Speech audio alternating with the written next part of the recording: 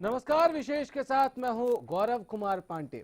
जब बात कानून की हो और जब बात अपराध की हो तो देखना होगा कि अपराध का जो ग्राफ है वो किस रेशियो में बढ़ा है और अपराध को रोकने के लिए जो फोर्स है वो किस रेशियो में बढ़ा है। जिस फोर्स की जिम्मेदारी, जवाबदेही हम तय कर देते हैं हर रेप पर, हर क्राइम पर, हर मर्डर पर, उसको कितना आप असरकार बना रहे हैं, असरदार बना रहे हैं, उसको कितना इक्विप्ड कर रहे हैं और कितने ज्यादा लोग वहां हैं, कितने नंबर्स में पुलिस वाले भर्ती हो रहे हैं हर साल, इन तमाम पहलुओं को टटोलना होगा। क्योंकि एक बार फिर से सवाल ये उठ रहा है कि आप युवाओं की भर्ती के नाम पर जो भर्ती प्रक्रिया चला रहे हैं वो एक बार फिर से अदालत में जाकर एक और अड़ंगे के साथ रुकी थमी सी नजर आ रही है। ऐसा क्यों होता है बार बार? ऐसा सिस्टम क्यों नहीं डेवलप किया जाए कि एक बार में भर्ती की प्रक्रिया आप शुरू करें और भर्ती करके ही वो प्रक्रिया खत्म हो, वो अदालत में चैलेंज नहीं हो और ना कोई कर सके। ऐसी प्रक्रिया क्यों नहीं बनती है? इसी पर करेंगे आज चर्चा।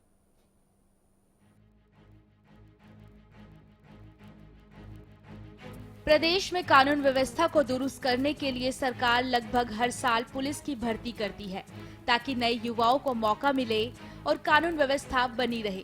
लेकिन आज प्रदेश सरकार का यही पुलिस भर्ती सवालों के घेरे में है। प्रदेश में महिलाओं को सुरक्षा देने के लिए सरकार ने महिला थानों की स्थापना की ताकि महिलाएं बेहिचक कहीं भी घूम फिर सके।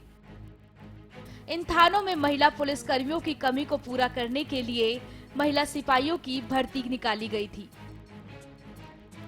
जिसके तहत 1000 महिला सिपाहियों की भर्ती की जानी थी। आरोप है कि भर्ती प्रक्रिया में उन्हें शामिल जरूर किया गया, लेकिन लिखित परीक्षा में सफल उम्मीदवारों के अंक आयोग की वेबसाइट पर अपलोड नहीं किए गए। ऐसे में इस भर्ती में कौन पास हुआ और कौन फेल, इस बारे में कुछ पता ही नहीं चल पाया, जिसे पंजाब हरियाणा हाईकोर्ट में चुनौती दी गई। इस मामले में धांधली के आरोपों को देखते हुए सवाल सरकार पर भी उठते हैं कि जब भर्ती प्रक्रिया की जाती तो सरकार पहले से ही सतर्क क्यों नहीं रहती? क्यों सरकार इन भर्तियों को लेकर इतनी बेपरवाह रहती है? क्योंकि जब भर्ती प्रक्रिया हो गई, उन्हें वेबसाइट पर जारी क्यों नहीं किया गया? इस मामले में हाईकोर्ट ने सरकार और स्टाफ चयन आयोग को नोटिस जारी कर जवाब मांगा है।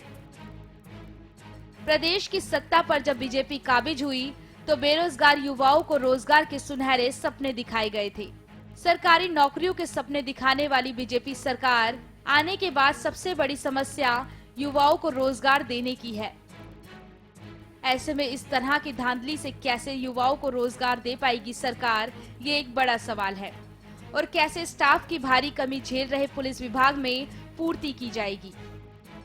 सवाल एक और अहम है। यह मामला लंबे समय से कोर्ट में लंबित है। आखिर कोर्ट कब इस मामले का जल्द से जल्द निपटारा करती है? Bureau report, Haryana news.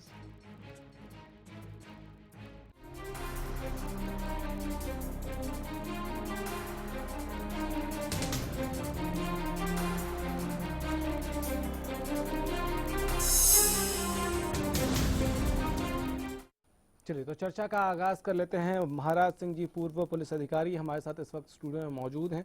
महाराज जी, स्वागत है आपका। इसके साथ साथ रेणु भाटिया बीजेपी से और केवल ढींगरा साहब कांग्रेस से इस वक्त हमारे साथ फोन लाइन पे हैं। रेणु जी, सबसे पहला प्रश्न आपसे बनता है, सरकार को क्या लगता है ऐसा कि पुलिस की जरूरत है, और ज्यादा पुलिस वाले, चाहे मेल हो फीमेल हो, इनकी और ज्यादा संख्या हो, इसकी जरूरत महसूस होती है सरकार को? रेणु जी, आवाज मिल रही है आपको? चलिए, फोन डिस्कनेक्ट हो गया, क्योंकि इस प्रश्न के बाद जो क्रॉस क्वेश्चन होता वो शायद थोड़ा मुश्किल होता। फिर भी हम कोशिश करते हैं कि इनको दोबारा जोड़ें। महाराज जी, आपसे जानना चाहेंगे, ये जो पुलिस प्रक्रिया है भर्ती की, ये क्या और सरल हो सकती है? देखिए, अगर हम थोड़ा पीछे जाएं, प्री इंडिपेंडेंस इरा में अगर हम जाते हैं तो उस टाइम पर भर्ती का जो प्रोसीजर था वो क्या था, वो बताता हूँ। डिस्ट्रिक्ट वाइज जो वैकेंसीज होती थी उनको डिस्ट्रिक्ट लेवल पे ही फिल किया जाता था। ठीक है। और वो जब वहाँ पे ट्रेनिंग का टाइम आता था तो जितने भी सारे डिस्ट्रिक्ट से रिक्रूट्स जो डिस्ट्रिक्ट लेवल पे रिक्रूटमेंट जिनकी होती थी उनको वहाँ भेज दिया जाता था। ठीक है। अब ये चलता रहा, इवन हरियाणा के एग्जिस्टेंस में आने के बाद भी चलता रहा। बाद में फिर ये हुआ कि वे पुलिस वाले पूरी भर्ती को पुलिस वाले देखते थे, वही सारा उसे करते थे, पूरी प्रोसीजर को पूरे को अडॉप्ट करके और उसकी फाइनलाइज वही करते थे। अब इन्होंने नया जो एक बोर्ड बनाया है वो भर्ती कर रहा है। अब सरल करने की बात करें या इसे थोड़ा कॉम्प्लिकेटेड करने की बात करें वो तो एक अलग बात हो जाती है, लेकिन जो प्रोसीजर है अगर वो प्रोसीजर पब्लिक डोमेन में नहीं है तो उस पर क्वेश्चन मार्क तो लगेंगे। ठीक है। रेणु भाटिया जी दोबारा हमारे साथ जुड़ गए हैं। रेणु जी आवाज मिल रही है आपको? रेणु जी आवाज मिल रही है आपको? जी मिल रही है। रेणु जी बहुत सरल सा प्रश्न पूछ रहा हूँ, क्या आपकी सरकार को जरूरत महसूस होती है कि और भी पुलिस के जवान चाहे महिला हो या पुरुष हो और ज्यादा संख्या की जरूरत है? बिल्कुल है। देखिए पुलिस भर्ती की प्रक्रिया आपके जानते ही हैं, पिछले दिनों में चली भी, और ट्रैफिक को देखते हुए और पॉपुलेशन के हिसाब से हमें तो अभी और इस प्रक्रिया को और अभी आगे भी बढ़ाना है। प्रक्रिया चली भी और उसके बाद वाली लाइन मैं जोड़ देता हूँ, प्रक्रिया चली भी और अदालत में जाके अटक भी गई। देखिए अदालत में जिस कारण से अटकी उनको सॉल्व करने की पूरी बात चल रही है। हाँ। और जिस हिसाब से हरियाणा सरकार ने महिला थाने खोले हैं, सब थाने खोले हैं, उसमें महिलाओं की हमें आवश्यकता है ताकि इजी गोइंग वर्क हो सके। इन सबको सोचते हुए पुलिस भर्ती प्रक्रिया सरल तरीके से, ट्रांसपेरेंट तरीके से करना हमारे लिए बहुत अच्छी बात कही आपने। इतना ट्रांसपेरेंट कर दिया आपने, इतना ट्रांसपेरेंट कर दिया आपने कि रिटन टेस्ट लिया और उसका रिजल्ट तक आपने नहीं बताया लोगों को। इतनी ट्रांसपेरेंसी मैम। देखिए रिजल्ट की वेट हो रही है और सिस्टम को मैक्सिमम नहीं रिजल्ट की वेट नहीं हो रही है, तथ्य ये नहीं है। ना रेणु जी तथ्य मैं बताता हूँ। ना तथ्य बताइए, सच बताइए रेणु जी। नहीं बिल्कुल भी नहीं, सच बोलिए पहले रेणु जी। मैं बता देता हूँ, सुन लीजिए ना, थोड़ा सा पेशेंस रखिए। धांधलियां हुई। नहीं रेणु जी दूसरों की गलतियां मत गिनाइए। एक मिनट रेणु जी रुक जाइए। आपने पिछले 1 मिनट मेरी बात पूरी होने नहीं, पहले आपने जो बात कही उसको मैं करेक्ट कर देता हूँ। आप कह रही हैं कि प्रक्रिया चल रही है, मैं आपको करेक्ट कर दूं। पहले कोई प्रक्रिया नहीं चल रही है। मैं आपको बताता हूं कि जो रिटर्न टेस्ट लिया गया उसके नतीजे आपने घोषित नहीं किए, बताया नहीं, और आपने ये घोषित कर दिया कि किसका सिलेक्शन हुआ किसका नहीं हुआ। तो पहले तो आपको यह घोषित करना चाहिए था ना कि रिटर्न में कौन पास हुआ कौन फेल हुआ। आपने सीधे नतीजे घोषित कर दिए, इसीलिए तो ये अदालत में है और यही प्रश्न मैं पूछ रहा हूं। अब जवाब दे दीजिए इसका। देखिए घोषित करने का मतलब क्या होता है कि कौन सिलेक्ट हुआ वही तो घोषित होंगे। मैडम एक क्राइटेरिया नहीं होता है। ऑल टुगेदर जो इनके प्रक्रिया चली, लिखित ओरल जो भी प्रक्रिया इनकी चली, उसके में कौन सिलेक्ट हुआ उसी के तो रिजल्ट घोषित होंगे। कोई रेणु जी चलिए मैं एक बार सिंप्लीफाई कर देता हूँ, रिजल्ट घोषित हुए हैं। एक बार सिंप्लीफाई कर देता हूँ रेणु जी, मुझे लगता है आप उनकी बाइट एक बार सिंप्लीफाई कर देता हूँ रेणु जी, सुन लीजिए। एग्जाम दिया था, आपकी घोषणा हुई है, आप नहीं रेणु जी, मैं एक हो सकता है मैंने गलती से ये बात कह दी हो। चलिए मैं सिंप्लीफाई कर देता हूं, शायद मैं अपनी बात कन्वे नहीं कर पाया होऊंगा। एक पुलिस की भर्ती की जो प्रक्रिया होती है उसमें अलग अलग तरह के परीक्षाएं होती हैं, अलग अलग तरह के टेस्ट होते हैं। मेडिकल भी होता है, फिटनेस भी होता है, रिटन भी होता है। महाराज जी यहाँ बैठे हैं, वो ज्यादा बेहतर बताएंगे, उसको बाद में सुनेंगे हम। लेकिन उसमें से एक जो टेस्ट आपने लिया, रिटन का टेस्ट, उसके नतीजे आपने अलग से नहीं बताए, सीधे ये बता दिया कि कुल मिलाकर कौन पास हुआ है कौन फेल हुआ है। दोनों में फर्क होता है मैडम। देखिए फर्क आप डिफरेंशिएट किस एंगल से कर रहे हैं मुझे नहीं पता, लेकिन जो हम जिन को भी हमने प्रक्रिया में लिया था, लिखित और प्रैक्टिकल, उनमें से जो सिलेक्ट हुए हैं उनके रिजल्ट घोषित कर दिए। और मैं मैडम या तो आप मानना नहीं चाहती हैं कि आपके रिजल्ट घोषित हुए, आप तो फिर ये अदालत में क्यों गया? भी तो पूछिए, मामला अदालत में क्यों गया है, आपको ये पता है मैम? देखिए कोई भी प्रक्रिया चलेगी, कुछ लोग खुश होंगे, कुछ नाराज होंगे। नहीं किस बेसिस पे गया है, मैं ये पूछ रहा हूँ, किस बेसिस पे क्यों चैलेंज किया गया है इसको, ये पता है आपको? जाते हैं और अदालत में जाना और कोर्ट केस होना एक नॉर्मल प्रक्रिया है। लोग नहीं रेणु जी, ये mental satisfaction नहीं रेणु जी, नहीं होती, यही वो तो अपनी बात समझाने को की अदालत कोशिश के और माध्यम बताने से की रखते हैं। कोशिश। इसका मतलब है कि आपको डिटेल्स जो है, मैं एक बार फिर से समझा रहा हूँ, महाराज सिंह जी ज्यादा बेहतर समझा पाएंगे, उसके बाद कृष्णमूर्ति जी के पास चलेंगे। महाराज सिंह जी, एक पुलिस की भर्ती जब होती है उसमें प्रक्रिया में कौन कौन से एग्जाम्स होते हैं और क्या हर एग्जाम की अलग बताने की जरूरत होती है? हमारे निकली हैं वैकेंसीज, उसमें लोग अप्लाई करते हैं, एप्लीकेशंस आती हैं, उनको एप्लीकेशंस को स्क्रूटनाइज करके उसके बाद उनके रोल नंबर्स भेज दिए जाते हैं। पहले होना चाहिए फिजिकल मेजरमेंट, जिसमें माप तोल जिसे बोलते हैं हम, कि हाइट कितनी है, चेस्ट कितनी है, उसका रिजल्ट उसमें जो निकल जाते हैं। उसके बाद एक रिजल्ट निकलता है कि भाई मेजरमेंट में ये पास रहे, मान लो 50 आदमी पास हुए 100 में से। अब उसके बाद उनका फिजिकल जो टेस्ट है, जिसे हम रेस की बात करें या जंप की बात करें या जो भी उसमें शामिल करते हैं, उसके उसमें शामिल होते हैं वो, उसमें से उनके नंबर होते हैं कि भाई इतने नंबर इस चीज के, इतने नंबर थे और इसमें से ये पास हुए हैं, ठीक, उसको वहां पे कर लिया जाता है। उसके बाद जो रिटर्न रखा जाता है, उसके फिर उनमें से रिटर्न में जो उसमें फिजिकल में जो पास हो जाता है उनमें से रिटर्न में शामिल होते हैं। उसका रिजल्ट आने के बाद फिर रिटर्न में जो पास हो गए हैं वो इंटरव्यू के लिए कॉल किए जाते हैं। और जो बहुत बड़ी जगह है उनमें तो एक के बदले 3 बुलाए जाते हैं। मान लो 10 वैकेंसी है तो 30 आदमी ऊपर के टॉप जो 30 है वो बुला लिए जाएंगे। तो इसमें ये जो भी बुलाएं, चाहे सबको ही बुलाएं, लेकिन उसके जो रिजल्ट आ जाए उसके बाद इंटरव्यू के लिए कॉल किए जाए। और फिर उसके बाद फाइनल, मतलब हर चीज का हर स्टेप पे एक एक आता रहे। जब ये पब्लिक डोमेन में लाना चाहते हैं, ट्रांसपेरेंसी दिखा रहे हैं, तो ट्रांसपेरेंसी क्या होगी? ट्रांसपेरेंसी तो ये हर स्टेप पे सब कुछ आउट होता रहे।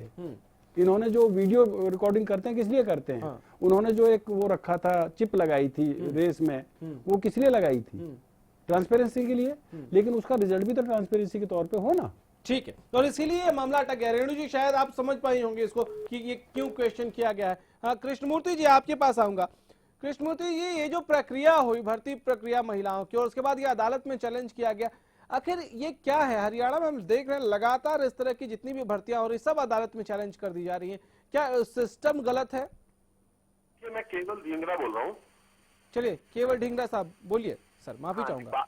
बात ये है कि जब हमारा टाइम पे प्रक्रिया थी तो पुलिस का एक बोर्ड था जो भर्ती करता था। अब जो इन्होंने किया है इसको सारा उल्ट कर दिया, क्योंकि इस सरकार ने जितने भी काम किए अभी तक सारे मतलब उल्ट पुल्ट कर दिए और अनुभवहीन थे। इसको इनको मालूम नहीं था कि क्या प्रक्रिया किस तरीके से लॉन्च होती है। उस समय जो हमारी कांस्टेबल की भर्ती हुई थी, जो पुलिस भर्ती बोर्ड ने की थी, उस सारे को निरस्त कर दिया इन लोगों ने। और उसके बाद अब ये नई भर्ती उसी को अपने नाम से अपने उससे लेके आने के लिए आ गए, जबकि उसमें कितने पैसे खर्च हुआ और हरियाणा का लोगों का पैसा खर्च हुआ और उसकी प्रक्रिया को इन्होंने आते ही निरस्त कर दिया और दोबारा से भर्ती निकाली। और वो भर्ती भी जो है एक ये बोर्ड बना दिया जिसमें ये वाली भर्ती जो थी इसके अंदर भी एक ही डिस्ट्रिक्ट के अंदर सारे ही भर्ती कर दी टोटल, जिससे जो बच्चे थे उनको सड़कों पे दौड़ाया गया, उनसे बच्चों की मौत भी हुई। लेकिन इन लोगों का कोई इंतजाम भी नहीं था। और नहीं ढींगरा साहब, भर्ती प्रक्रिया हुई उस पर बहुत डिबेट्स हो चुकी हैं। मैंने सिर्फ आपसे ये जानने की कोशिश की कि ये जो प्रक्रिया अगर अदालत में चैलेंज हो रही है तो इसमें कहीं तो कुछ तो लूप होल होगा। था कि जब वो इतनी गलत आपने प्रक्रिया शुरू की, एक ही डिस्ट्रिक्ट में आपने सारे 5 लाख के करीब लोग जो है वो भर्ती के लिए बुलाए गए और वहां उनको सड़कों के ऊपर दौड़ाया गया, जिससे उनकी जिससे सारा सिस्टम जो है हम बिगड़ा हुआ उसकी बात नहीं कर रहे हैं, उसका जिक्र नहीं कर रहे हैं ढींगरा साहब, उसका जिक्र नहीं कर रहे हैं। सिस्टम जो था एक सवाल का जवाब दे दीजिए ढींगरा साहब, अगर इस एक प्रक्रिया के को कोर्ट में चैलेंज होने के बाद आप इस बात से सहमत हैं कि इस प्रक्रिया में कुछ खामियां रही होंगी, तो फिर आप ये बताइए कि आपके कार्यकाल के समय जो इतनी सारी भर्तियां हो, इनमें से अभी तक जो है मामले अदालत में चलते रहते हैं और आपके फैसले अदालत में पहुंचते रहते हैं, वो क्यों होता है सर? वो जानबूझकर लोग करते हैं?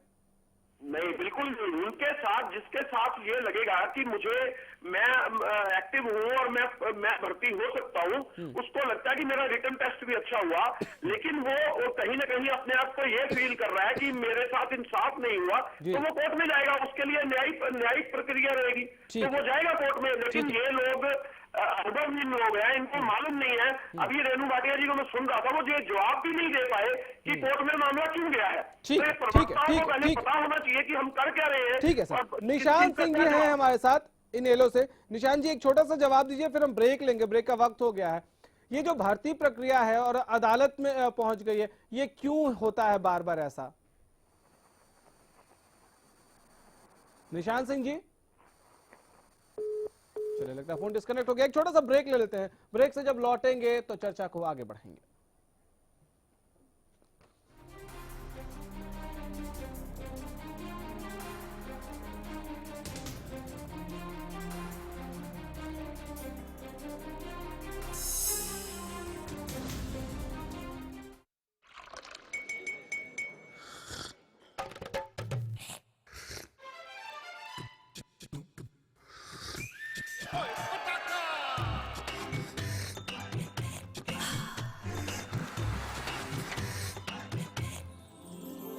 उर्मिला, हेलो हेलो जी।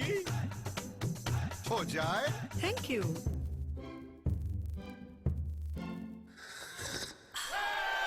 पताका चाय। पताका चाय, गजब का स्वाद। अरे बेटा, तू छोरी का ब्याह करना आ रहा, और तेरे चेहरे की हवाई उड़ रही है। देश विदेश से शादी में मेहमान आने वाले हैं, इसलिए परेशान हूँ कि हलवाई के लिए शुद्ध देसी घी, दूध, पनीर, बटर और मिठाइयों के लिए मावा बापू कहाँ से आएगा? लक्ष्य फूड वाले इतने बढ़िया प्रोडक्ट और सारे फंक्शन खातिर रीजनेबल रेट पे घर तक पहुँचा हुए हैं, और वो भी सिर्फ एक कॉल पे। अरे वाह, बरसों के भरोसे में ये रिश्ता बनाया, लक्ष्य से बनाया और प्यार से खिलाया।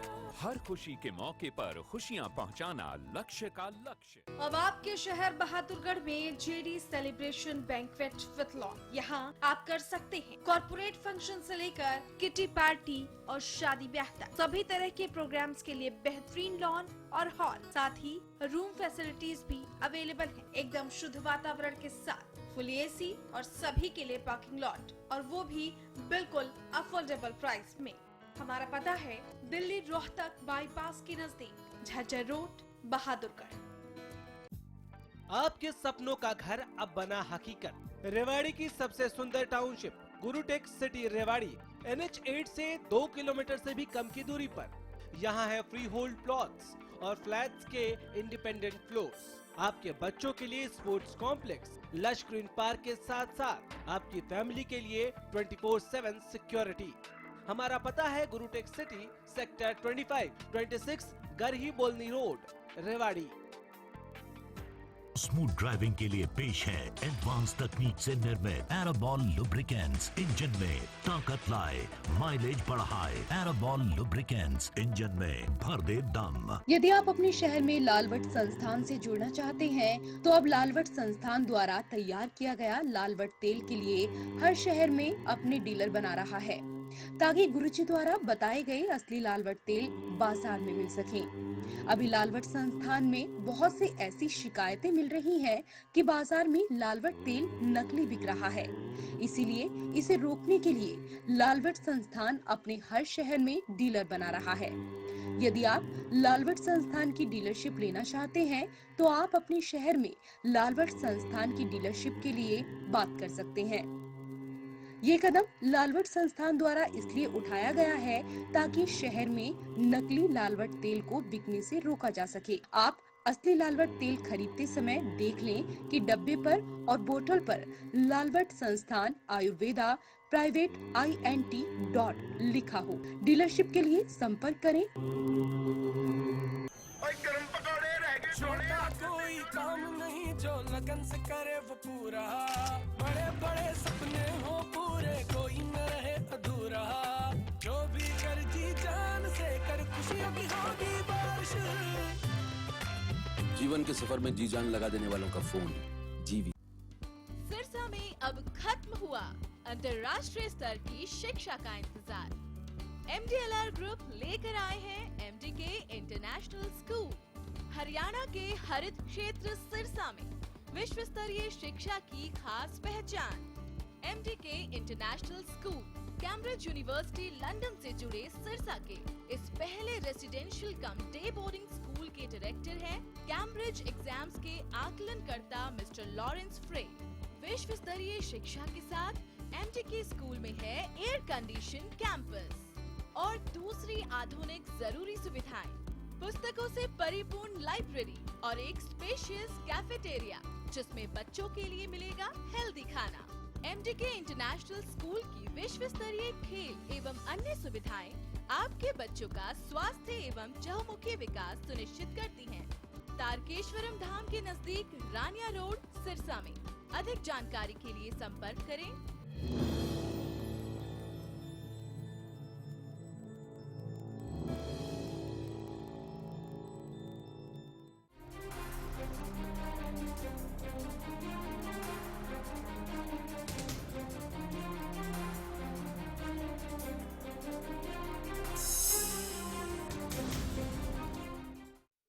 ब्रेक के बाद एक बार फिर से आपका स्वागत है। बेरोजगारों की भरमार है हरियाणा में।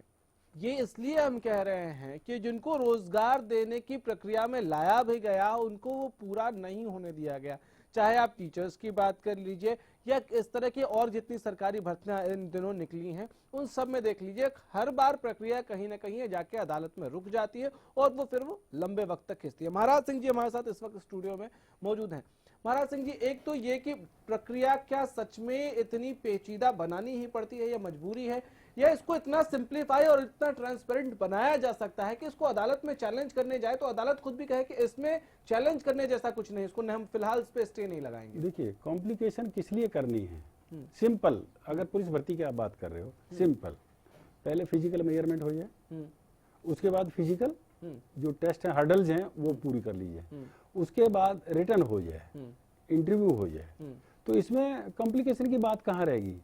जब आप इसे ट्रांसपेरेंट की बात कर रहे हो, ट्रांसपेरेंसी की बात कर रहे हो, तो इसमें एक अपील का टाइम भी होता है कि मुझे मेरी मेजरमेंट ठीक नहीं हुई तो मैं किसी सीनियर के पास जाके कह सकता हूं कि मेरी मेजरमेंट ठीक नहीं, मुझे मौका दिया जाए। अब मेरी फिजिकल जो हर्डल्स की बात है कि मैंने किया था और मुझे मौका सही से नहीं मिला, मैं सीनियर के पास जाके कह सकता हूं। अब ये बात दो होगी। अब क्योंकि जो हर्डल्स की बात है उसमें नंबर होते हैं, उसके बाद आती है रिटर्न की बात। अगर रिटर्न की बात हो जाए और मुझे ये लगता है कि मैंने ठीक से अटेम्प्ट किया था और मुझे नंबर ठीक से नहीं मिले, तो अगर मुझे मौका नहीं मिला तो मैं कैसे पता लगाऊंगा कि मुझे ठीक नंबर मिले या नहीं मिले? और इन सबके अलग अलग नंबर जुड़ते हैं। अलग अलग नंबर जुड़ के उसके बाद इंटरव्यू पे बात आती है। अब इंटरव्यू की बात यह है कि इंटरव्यू में तो जो अब आपसे क्या सवाल किए गए, क्या नहीं किए गए, वो आपकी क्या देख रहे हैं, फिजिक देख रहे हैं, आपके बोलने का तरीका देख रहे हैं, आपकी नॉलेज, वो तो आईक्यू पे डिपेंड करता ज्यादा, वो उसे छोड़ दीजिए। उससे पहले के जो दो नंबर हैं, फिजिकल हर्डल्स के नंबर और रिटर्न के नंबर, उसके बाद उसमें जो आते हैं उसकी मेरिट सी बन जाती है। अब उसके बाद जो आता है उसका वाइवा कह लीजिए उसे, या और जो भी कुछ कहो उसका नाम जो भी रखो, जो इसे इंटरव्यू आप बोल रहे हो, उसमें जो नंबर आएंगे उसके बाद बनेगी। अब देखिए कहाँ पे कॉम्प्लिकेशन शुरू हुई। अगर आपने कोई इसमें से मिसिंग रहा जिसका रिजल्ट नहीं दिया तो मुझे क्या शक होगा कि यहाँ पे मेरे फालतू नंबर थे और इस आदमी के कम थे, मेरी मेरिट यहाँ पे बनती थी, इसकी नहीं बनती थी। और अगर आपने हर चीज हर जगह पे उसे ट्रांसपेरेंट करते चले जाते तो आपको ये बातें फेस नहीं करनी पड़ती। कोर्ट में अगर कोई जाता भी तो अब कोर्ट में उसे वापस रोक दिया जाता, वो टाइम नहीं। अब देखिए इसका किस पे असर पड़ रहा है, जो भर्ती हो के किसको नुकसान हो रहा है भर्ती ना होने पे? पब्लिक को। जो पब्लिक पैसा खर्च कर रही है, अपनी सिक्योरिटी के नाम की भी पैसे दे रही है, उसका पैसा कहीं नहीं खर्च हो रहा और उसे सिक्योरिटी नहीं मिल रही। किस लिए? कि कॉम्प्लिकेशंस हो गई है। कॉम्प्लिकेशंस थे, इसको सिंप्लीफाई किया जा सकता था, नहीं किया गया। नहीं किया गया। बहुत शुक्रिया आपका सर, हमारे साथ स्टूडियो में आके वक्त देने के लिए। तो बहुत सरल सी बात है, अगर आपकी मंशा, अगर आपकी इंटेंशन सही है और जेन्युइन है तो प्रक्रिया जेन्युइन क्यों नहीं हो सकती? क्या इतना मुश्किल है ये करना? फिलहाल इतना ही, नमस्कार।